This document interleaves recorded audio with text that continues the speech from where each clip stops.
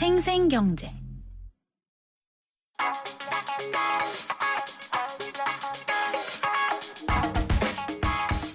안녕하세요. 멜로디 경제 대중음악 평론가 이대화입니다. 영국의 락 그룹 라디오헤드의 리더 톰 요크가 자신의 앨범을 P2P 사이트를 통해 판매해서 화제를 일으키고 있습니다. 톰 요크는 자신의 두 번째 솔로 앨범 Tomorrow's Modern Box를 일반적인 음원 사이트가 아니라 파일 공유 프로그램 비트토렌트를 통해 발매했는데요. 그렇다고 완전히 무료로 푼 것은 아니고 $6를 지불하면 다운로드 파일을 내려받을 수 있다고 합니다. 이번 실험이 혁명적인 이유는요. P2P 사이트가 공유가 아닌 유통의 방식이 될 수 있다는 걸 보여준 데 있습니다. 불법 다운로드가 판치는 곳에서 똑같은 방식의 합법 유료 다운로드를 실험했다는 것도 재밌고요. 톰 요크는 최근에 스트리밍 사이트 스포티파이를 비판해왔는데요. 왜냐하면 스트리밍 수익은 대단히 적어서 공정한 수익 분배가 아니라는 주장이었습니다. 아마도 톰 요크는 최근에 스트리밍 대세 현상이 싫은 모양이고 뭔가 획기적인 것을 해보고 싶었던 모양입니다. 비트토렌트로 발표된 앨범은 이번 톰 요크 솔로 앨범이 역사상 최초입니다. 음악은 라디오헤드의 곡 하나 듣겠습니다. 많은 팬들이 가장 좋아하는 곡 중에 하나죠. No Surprises입니다.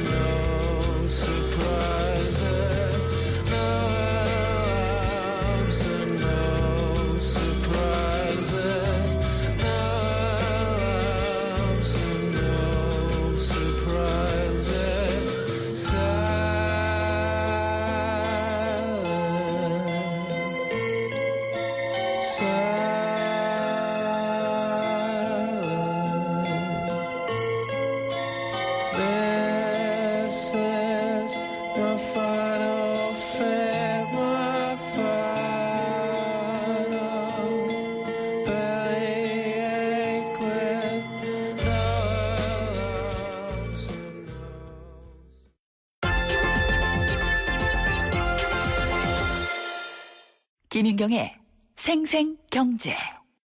네, 생생경제 3부 함께하고 계십니다. 정부가 오늘 최근 경제 동향과 대응 방향을 논의를 하면서요. 국민연금의 안정적인 해외 투자 기반을 마련하기 위한 종합대책을 마련하겠다라고 했습니다.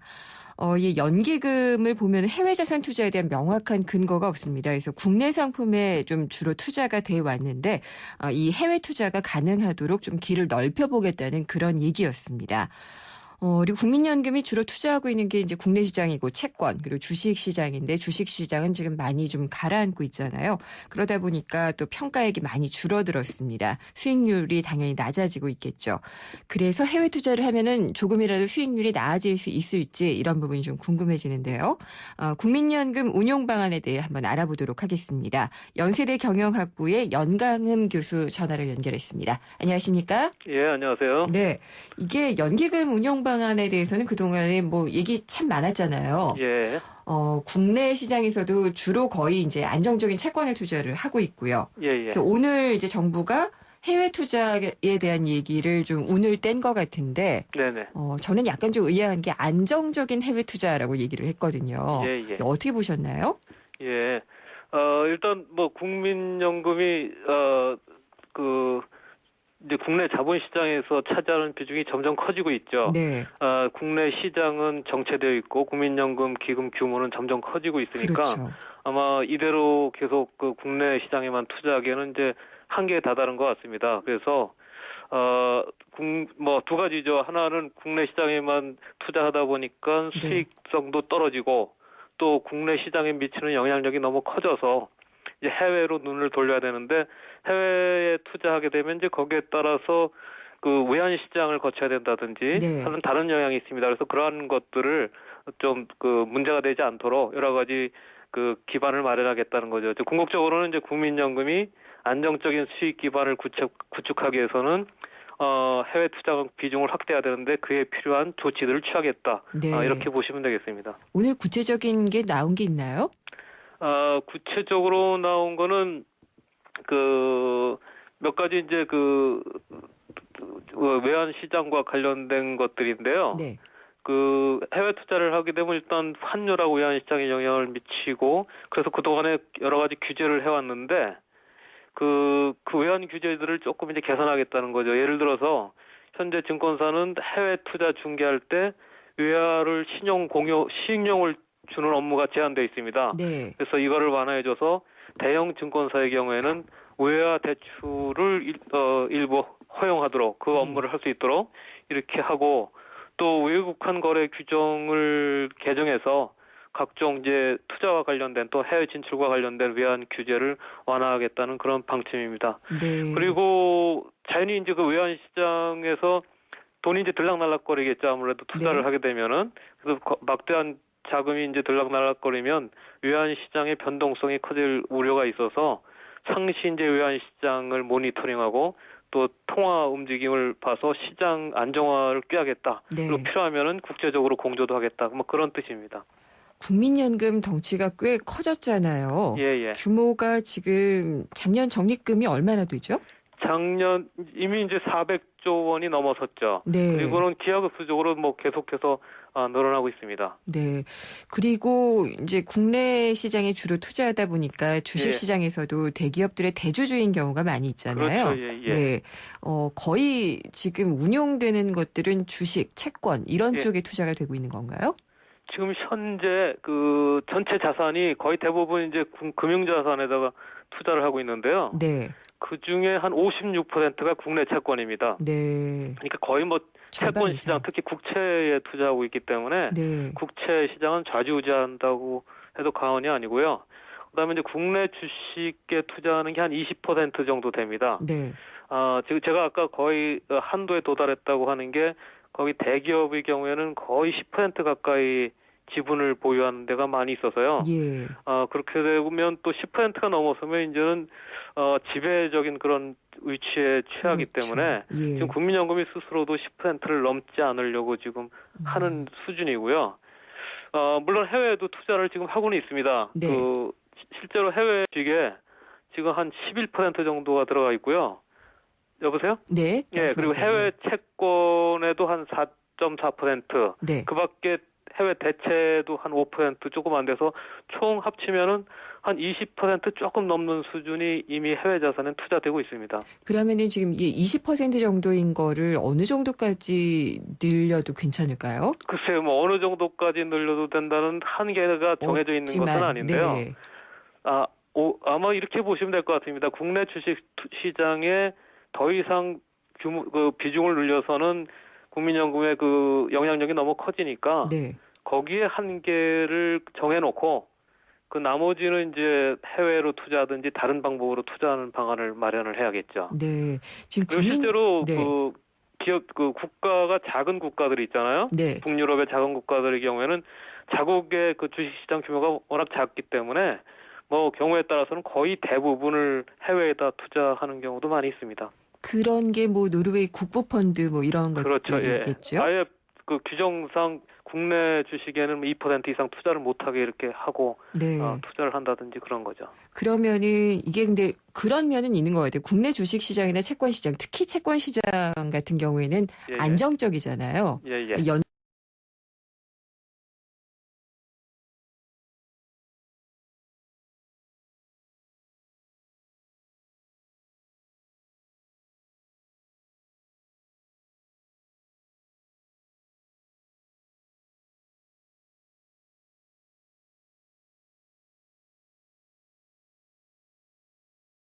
네. 3년간 수익률을 보면 한 4.5% 됩니다. 네. 근데 지금 뭐 아시다시피 국채로만 갖고는 이렇게 수익률이 나올 수가 없죠. 그렇죠. 금리가 상당히 낮아졌기 때문에. 그래서 국채 위주로 투자하는 것은 물론 안정성은 있는데 일단 국채 시장을 좌지우지하는 영향력이 너무 크고 네. 그래서 금리 자체를 왜곡시킬 가능성도 있고요. 네. 그리고 이제 지금같이 저금리 기조가 계속되면은 아마 고갈 속도를 더 빨리 하겠죠. 국민연금을 네. 고갈시키는 게. 저금리가 계속되면 채권 시장에서는 더더욱 이제 그렇죠. 할 수가 네, 없게 그래서 되겠죠. 지금도 4.5% 정도를 한 것도 아까 말씀드린 해외 자산이 한 20%가 넘는데 네. 작년 같은 경우에는 해외 주식 수익률이 20%가 넘었거든요. 네. 그러니까 거기서 이제 상당히 많이 내려갔고 국내 기금 중에서는 상당히 높은 수익률을 지금 냈습니다.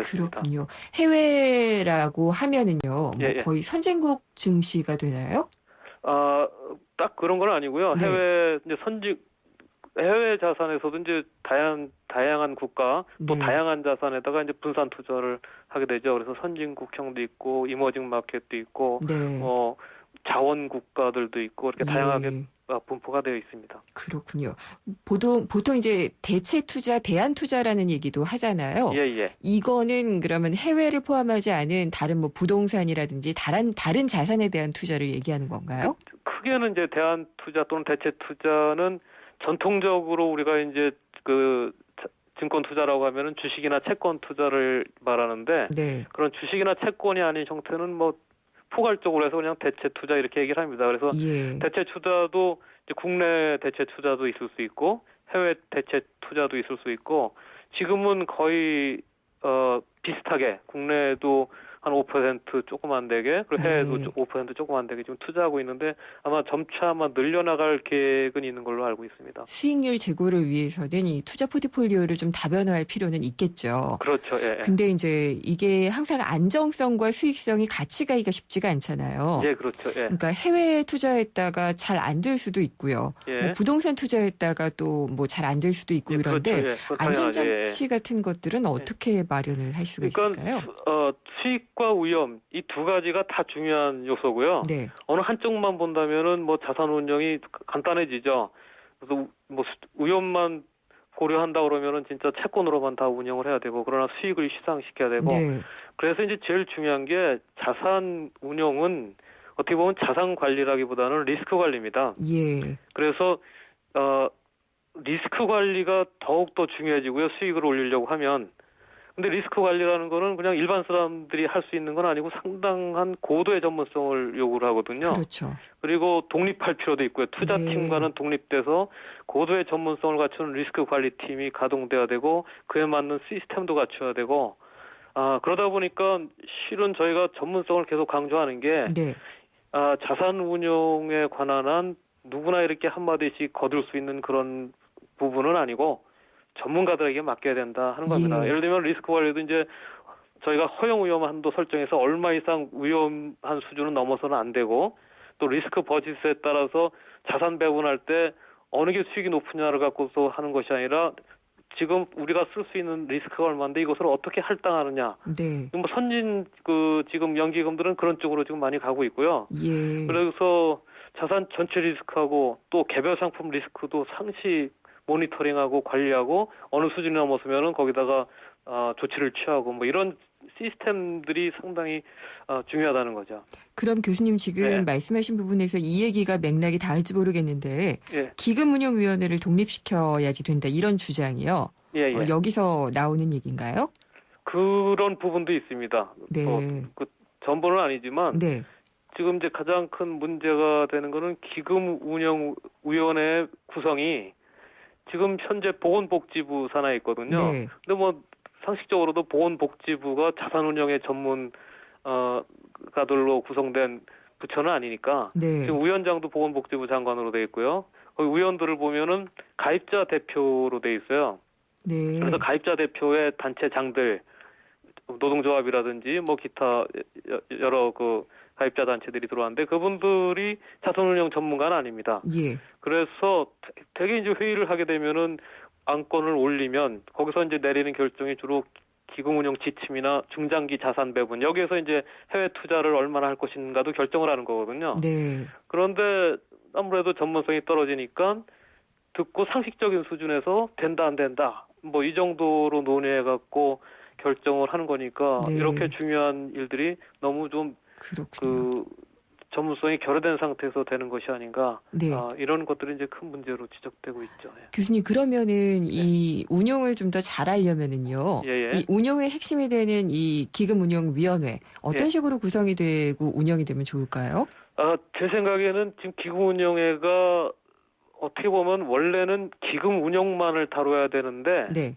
기금 제도, 연금 제도를 염두에 두고서 논의를 하다 보니까 그리고 가입자 단체 대표들이 아무래도 가입자들이 관심 있는 건 자산 운용을 어떻게 하느냐보단 기금 제도에서 보험료 얼마 내고 내가 얼마나 나중에 받게 되느냐 뭐 이런 네. 것들이 관심 있잖아요. 그렇죠. 그러다 보니까 그런 것들 그리고 그 가입자 단체들의 이익을 대변하는 그런 입장들에 있다 보니까 자칫 자산운용과는 상관없는 쪽으로 흘러가는 경우가 있을 수 있어요. 그런 위험이 예. 늘 있는 거죠. 그러니까 조금 더 특히 이제- 금융시장이나 예. 이런 투자에 대한 것들을 전문적으로 아는 사람이 수익률을 제고할 수 있는 방향으로 좀 운용을 할 필요가 있다는 그렇죠. 말씀이시네요. 그리고 특히 중요한 의사결정을 하는데 거기에 정치적인 고려를 하거나 네. 사회적인 고려를 하거나 그러나 대부분 이거는 사회적이나 정치적 고려를 한다고 그러지만 일부 이익단체의 그 의견을 거기다가 반영을 하는 거거든요. 그래서 네. 여기서부터 전혀 간섭을 받지 않도록 하는 네. 그런 그 조직이나 위원회가 필요하다는 거죠. 알겠습니다. 지금의 수익률로 가면은 예. 국민연금도 이제 고갈된다 이런 얘기가 있는데요. 제대로 운용해서 네. 그 자산 까먹지 않고 수익률 높이려면은 어떻게든지 정리 한번 부탁드릴게요. 예, 지금 국민연금 제도는 어차피 그 처음에 설계될 당시부터 네. 이게 완전 적립 방식이 아니라 부분 적립 방식이기 때문에 언젠가는 고갈되게 설계가 되어 있습니다. 네. 그래서 어떻게 보면 고갈되는 건 당연한데 막상 고갈되면 그 다음에는 어떻게 할 것이냐에 대한 대책을 마련하지 않은 채 네. 이제 연금이 운영되다 보니까 그걸 고려 안 할 수가 없는데요.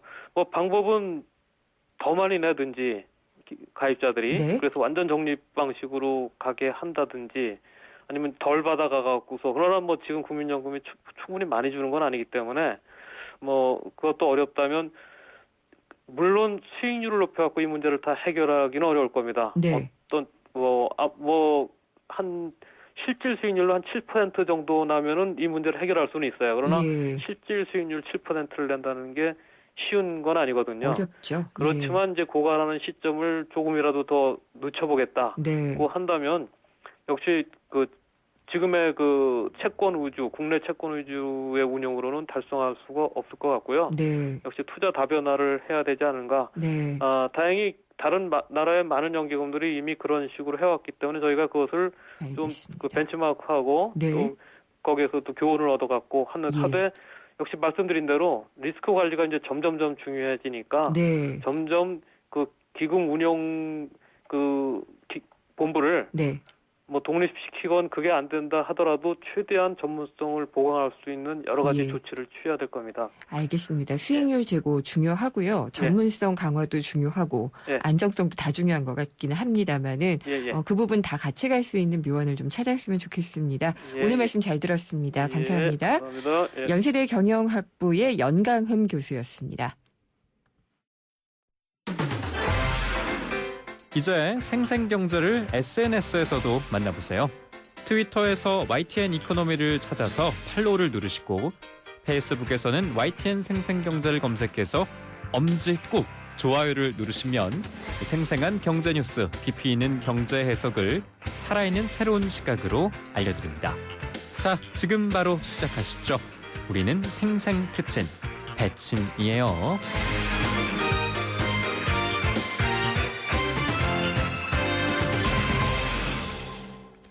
생생경제 잠시 후 4부에서는요. 경제 이면을 짚어보는 경제뉴스 뒤집기 그리고 취업 내비게이션이 준비가 돼 있습니다. 경제뉴스 뒤집기에서는 주식시장에서 외국인들이 매도하는 이유 한번 살펴보겠고요. 취업 내비게이션에서는 최근 면접 전형의 트렌드를 전해드리도록 하겠습니다.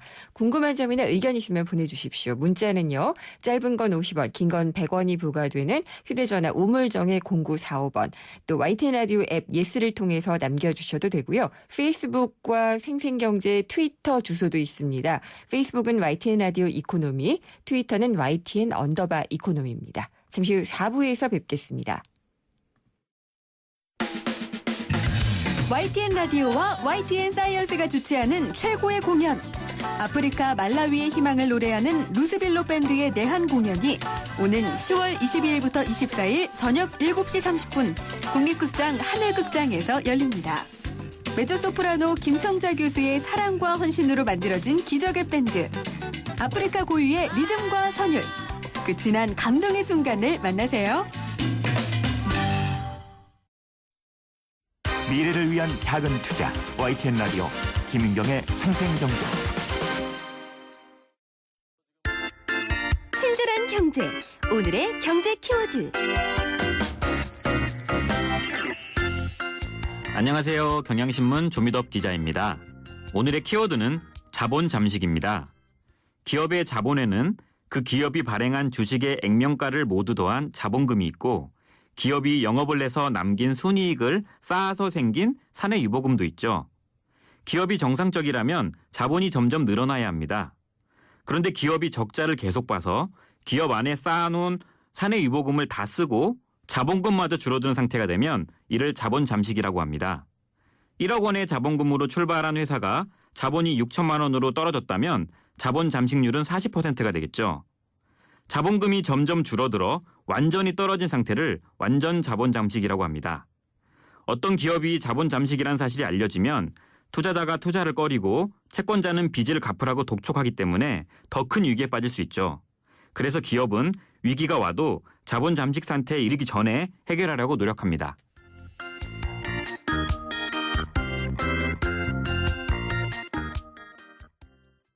의정부의 금강 펜테리움 센트럴파크에 새바람이 불어옵니다. 도봉산역까지 연결되는 BRT 개통 예정. 수변공원, 천보산의 푸른 자연과 전세대 4베이, 판상형 설계로 공간의 여유까지. 10월에 찾아옵니다. 밀라기지구 금강 펜테리움 센트럴파크. 문의 1899-7566. 경제 뉴스의 진실과 오류, 그것이 알고 싶다. 경제 뒤집기.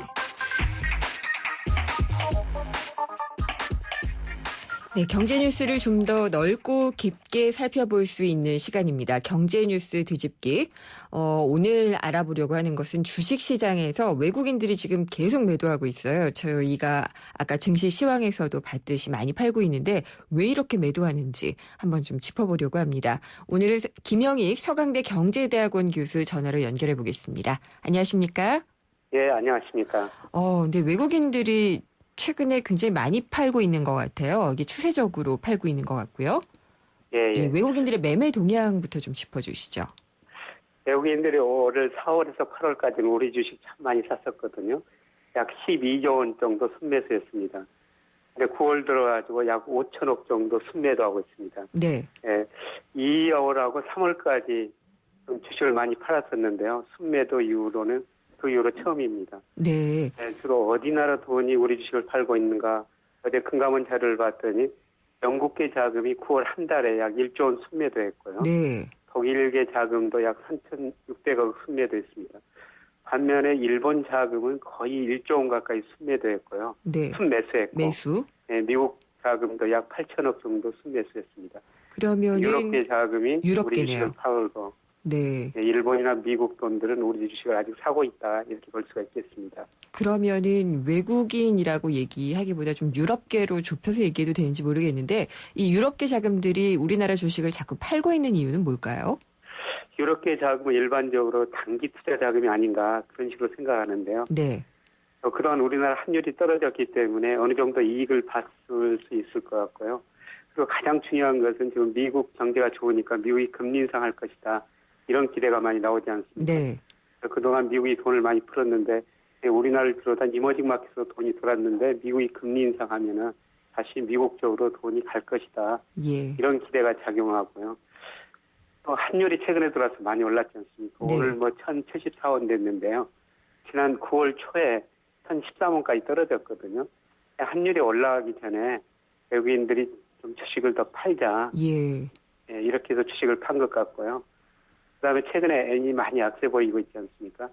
근데 우리나라 주력 수출 제품들이 일본하고 경쟁 관계에 있기 때문에 엔이 약세되면은 한국의 수출이 둔화되고 기업 이익도 좀 떨어지지 않을까. 네. 파는 쪽에서는 이렇게 생각하고 있는 것 같습니다. 그렇군요. 근데 그러면 앞으로 이 외국 자본이 계속 우리 시장에서 팔고 떠날까요? 네, 저는 그렇지는 않으리라고 생각하는데요. 네.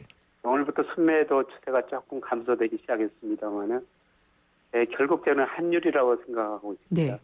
환율이 1,070원까지 올랐는데요. 여기서 1,100원은 넘을 것 같지는 않습니다. 예. 왜냐하면은 뭐 아직은 이머징 마켓이 그렇게 불안한 상황도 아니고요. 우리나라는 다른 나라하고 달리 일반적으로 하는 이야기입니다만은 경상수적자가 GDP 대비 6%가 넘거든요. 이런 나라 거의 없습니다. 네. 그래서 이런 측면에서 보면은 환율이 1,100원 정도 가면은 외국인들이 다시 한국의 원화 가치가 올라갈 것이다. 환율이 떨어질 것이다. 이런 식으로 다시 살 거라고 보고 있고요. 네. 그 계기가 이번 달 말쯤 아닐까 생각됩니다. 이달 이번 말이요. 달 말에 미국에서 FOMC가 열리지 않습니까? 아, 네. 예. 그래서 양적 완화를 이번 10월 FOMC에서 거의 종료할 텐데요. 네. 아마 그 이후로는 글로벌 금융시장이 좀 안정되면서 외국인이 우리 주식 사고 우리 주가도 다시 오르지 않을까 이런 네. 전망을 해봅니다. 아, 그렇게 보면 조금 긍정적이라고 볼 수가 있는데 외국인 투자자들하고 달리 기관 투자가들을 보면 항상 좀 반대로 투자하는 경우가 많이 있어요. 우리 기관들의 매매 동향은 어떤가요? 기관들 주식 별로 안 사고 있습니다. 네. 우선 그 금융회사들 보면요. 금융회사로 돈이 많이 들어오고 있는데 금융회사에서 돈이 들어오면은 그 돈 가지고 기업이나 가게에 대출해 주거나 유가증권 주식 채권에 투자하게 되죠. 그런데 기업들이 돈은 벌었는데 투자를 안 하다 보니까 예. 은행에서 돈을 덜 빌려 쓰거든요. 네. 상반기 은행 대출을 보니까 44%가 은행이 기업한테 역마진으로 대출하고 있습니다. 그렇군요. 기업들이 돈을 얼마나 안 갖다 쓰면은 역마진 나면서 은행이 기업에 대출해 주겠습니까? 그래서 기업이 돈을 안 갖다 쓰니까 그 돈 가지고 결국 은행들은 유가증권 주식이나 채권 투자를 할 수밖에 없는 상황인데요. 네. 근데 은행들이 보수적으로 자산을 운영하기 때문에 주식은 거의 조금밖에 투자하지 않았습니다. 그래서 계속 안정성이 높은 국채만 사고 있거든요. 네. 앞으로도 국채를 더 많이 살 텐데 이렇게 되다 보면 무슨 문제가 발생하냐면 지금 중국 사람들이 우리나라 국채 사고 있는데요. 네. 은행도 계속 국채 사면은 국채 수익률이 떨어지고 금리가 떨어지고 그러면은 보험회사들이 굉장히 어려워질 수가 있어요. 네. 일부 보험회사들, 생명보험회사들이 지금도 역마진인데 은행이 국채 사가지고 금리가 떨어지면은 보험회사들이 정말 어려워질 경우가 있습니다. 예. 그러면 뭐 은행 같은 금융기관들이나 다른 기관들은 좀 채권에 자꾸 안정적으로 투자하지 말고 주식에 투자해야 되나요? 네, 주식을 좀 사는 게 국가 경제를 위해서도 좋고 그러는데요. 예. 아마 은행들이 그럴 것 같지는 않습니다. 계속 쉽지 채권만 않죠. 사고 있습니다. 네. 예, 예. 그렇군요. 그러면은 개인 투자자들은 지금 매 동향이 어떤가요? 네, 개인 투자자들도 주식을 별로 안 사고 있죠. 우리나라 개인들이 가지고 있는 금융자산이 지난 2월 말 현재 2,700조 정도 되거든요. 네.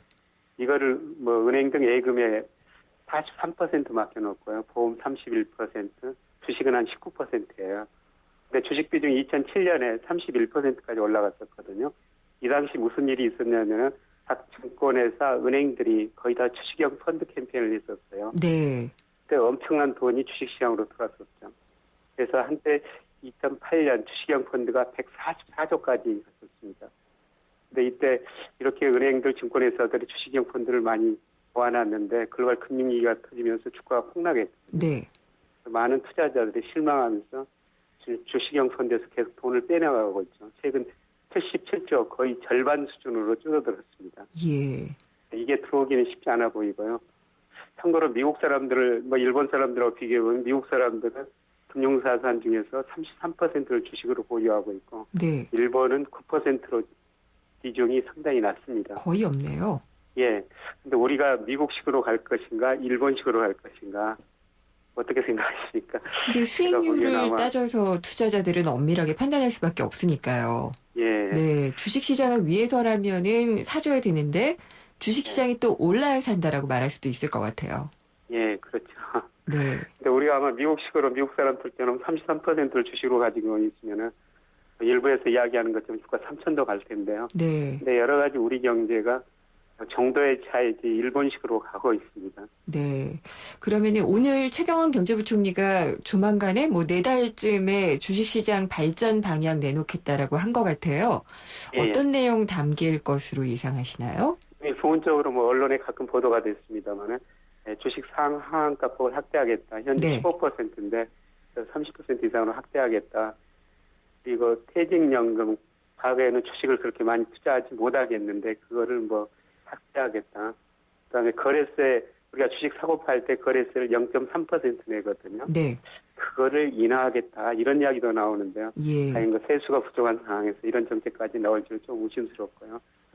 가장 중요한 것은 자산운용사에 펀드를 모집하는데 여러 가지 규제가 있거든요. 네, 그거를 대폭 완화하면서 자산운용사들이 주식을 좀 적극적으로 운영할 수 있게끔 이런 분위기를 좀 만들어주겠다. 이런 네. 내용들이 좀 나올 것 같습니다. 도움이 될까요? 글쎄요.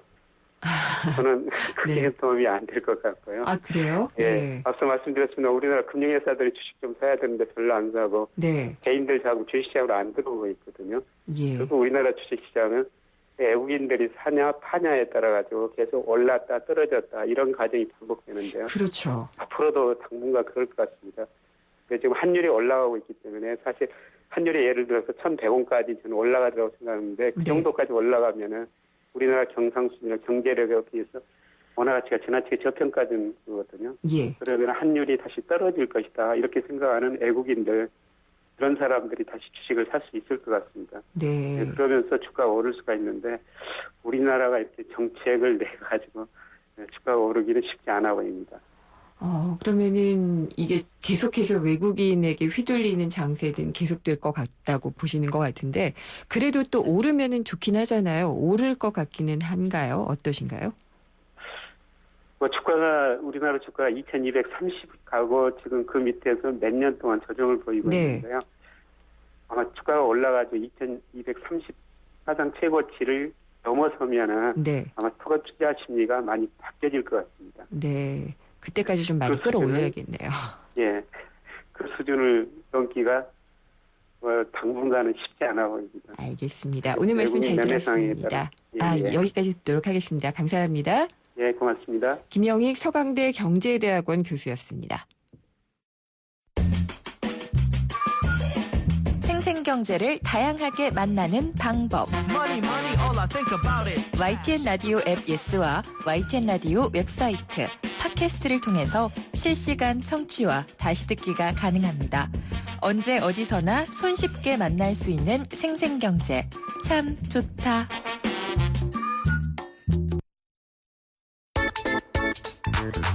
합격의 비밀 대공개.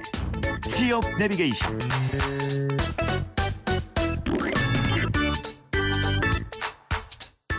취업하기 참 어렵죠. 저도 다시 취업하라 그러면은 들어가기 어렵다는 생각이 덜컥 들어요. 그래도 취업에 길잡이가 있다면 조금은 도움이 되지 않을까 싶은데요. 취업 내비게이션 인크루트 서미영 상무님 모시겠습니다. 안녕하십니까? 안녕하세요. 네. 이제 주요 기업들 서류 전형은 거의 네. 마무리가 되는 것 같고요. 네네네. 본격적으로 이제 면접 시즌이 돌아오잖아요. 들어왔습니다. 면접 전형도 트렌드가 있나요? 네, 올해 채용의 그 핵심이 제가 이 시간 통해서 역량 중심의 채용이라고 그 정리를 했었고요. 네. 그리고 서류 전형에서도 이런 부분들이 굉장히 특징적으로 지금 나타나고 있고요. 역량을 묻는 자소서 질문들이 많아서 취업 준비생들이 힘들다라는 이야기들이 많이 나오고 있는데 네.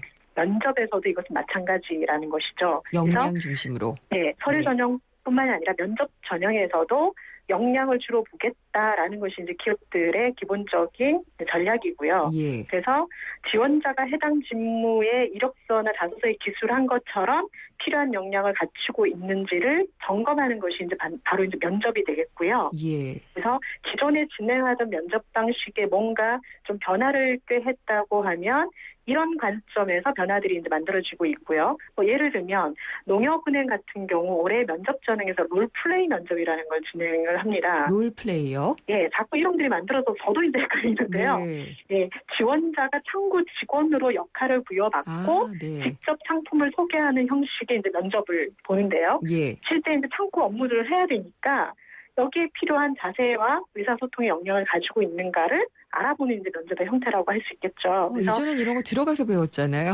그러니까요. 근데 이제 그러니까 뭐 서류와 이제 면접을 통해서 네. 이런 후보자들이 이제 추려내고 있는 노력들을 기업들이 열심히 하고 있고 예전처럼 성장 기조에 저희가 채용이 계속되고 있는 것이 아니기 때문에 네. 꼭 필요한 사람을 꼭 필요한 자리에 이제 뽑고 있기 때문에 이런 이제 트렌드는 앞으로도 계속되고 있을 거기 때문에요. 좀 바꾸셔야 될 것 같아요. 옛날 생각하면 안 될 것 같습니다. 그렇군요. 네. 근데 이게 뭐 프레젠테이션 형식으로 한다고도 하고 네, 또 네. 합숙 면접도 있다고 하고 면접을 이 역량을 평가하는 방식도 굉장히 다양한 것 같아요. 네. 우리는 사실은 그냥 면접 봤잖아요. 네. 그래도 어려웠는데. 그래도 어려웠는데, 네. 뭐, PT니 합숙이니, 이제 이런 것들 때문에 굉장히 많이 어려워들 하는 것 같습니다. 이런 관문을 통과해야만, 그 출퇴근 카드를 받을 수 있는 지금 현실이 굉장히 좀 안타까운데요. 그러니까 대부분의 면접 방식들은 서너 명의 면접관과 다수의 지원자가 동시에 진행하는 면접의 형태가 일반적이고요. 네. 이런 면접은 인성 면접 위주인 이면집 면접에서는 거의 이런 다대다 면접으로 요즘도 진행되고 있다고 보시면 무방합니다. 근데 네. 이제 실제 같이 일할 실무 팀장들이나 실무자들이 보는 면접은 다양한 형식으로 지금 많이 진행이 되고 있는데요. 올해 유난히 좀 많은 면접의 형식 중에 하나가 아까 말씀드렸던 이제 PT 면접입니다. 예. 취업을 준비하는 학생들은 한 번씩 다 들어보셨을 것 같은데요. 기업마다 방법에 뭐 차이는 있지만 통상적으로 PT 면접이라고 하면 PT 발표 주제가 현장에서 주어져요. 예. 그리고 30-40분 가량의 자료를 준비한 다음에 발표를 하는 형식입니다. 그 자리에서요? 그 자리에서 이제 발표를 하죠. 네. 그래서 이렇게 문제를 이제 풀어가는 과정을 살펴보는 그런 면접의 방식이 되겠고요. 마지막으로 조금 올해 뭐 특이한 면접 유형들을 좀 소개해드리면 뭐 이름 어떻게 붙여야 할지 모르겠는데 네. 숙박을 하면서 보는 면접, 숙박 면접. 네. 그다음에 뭐 음주 면접 이런 음주 것들이 있는데요. 면접이요? 네, 뭐 회사의 특성이나 뭐 직무의 성향에 따라서 이제 올리는 맞춤형 면접들이 좀 진행되고 있는데 뭐 앞서 말씀드린 음주 면접 같은 경우에는 화이트 진로 뭐 이런 이제 회사들에서 진행하는 면접의 형태인데요. 단순히 네. 주량을 테스트하는 것은 아니고요. 네. 예, 편안한 분위기에서 지원자의 이제 성격이나 가치관, 태도 등을 이제 종합적으로 이제 예. 보는 건데 회사의 이제 이 비즈니스 상품과 연결해서 이제 보는 거죠. 그러니까 뭐 주류 이런- 회사니까 아주 이상하지는 않는데 네네. 그렇군요. 그렇죠. 네네. 쉽지 않네요. 네. 근데 이제 긴장하잖아요. 면접은 내가 잘 보여야지 그렇죠. 되니까. 그래서 네. 본인의 갖고 있던 단점이라든지 습관이라든지 이런 게 그냥 부지불식간에 나오기도 할 것 나오게 같은데. 되죠. 네. 근데 그런 것들 중에서 면접관이 이런 거는 보면 내가 떨어뜨린다 이런 게 있을 것 같은데요. 네네네. 제가 이번 설문조사를 한번 해봤어요. 네. 올해도.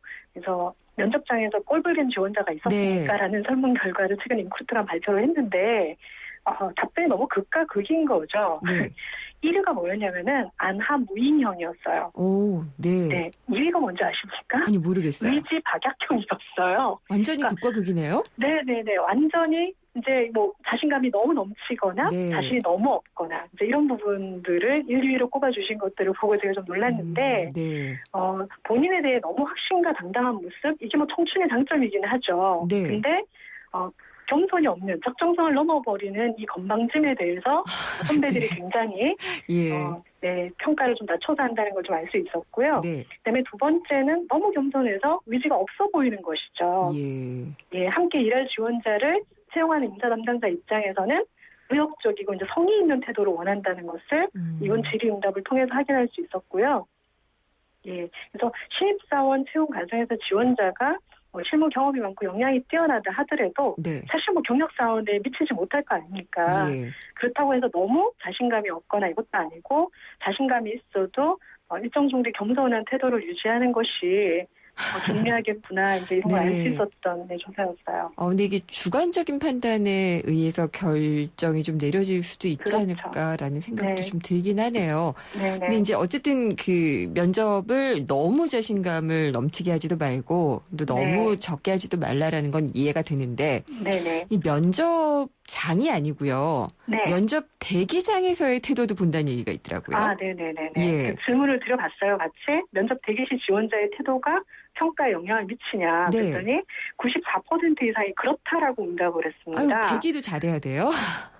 근데 예. 이게 그러면 대기장에서 보여주는 실제 대기장을 관찰하는 면접 회사들도 있었어요, 분명히. 네. 근데 대부분은 면접 대기장의 이미지를 점수에 바로 반영하지는 않아요. 네. 근데 그 인상을 기억해서 실제 과정에서 면접 과정에 반영을 시키는 거죠. 네. 네. 그래서 저희가 면접 대기장에서, 어떤 이제 태도로 이제 그 면접을 대기하고 있느냐도 굉장히 중요한 것 같고요. 그 면접 대기장에서 피해야 할 행동이 어떤 것들이 있을까를 네. 일단 물어봤습니다. 어떤 네, 건가요?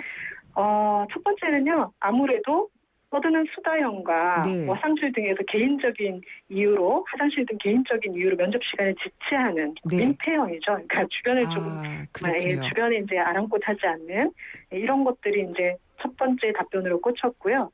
그다음 두 번째가 준비해온 답변 굉장히 싫어서 하시더라고요. 네. 준비한 답변을 달달달 외우는 유형인 거죠. 오, 네. 그게 2위예요.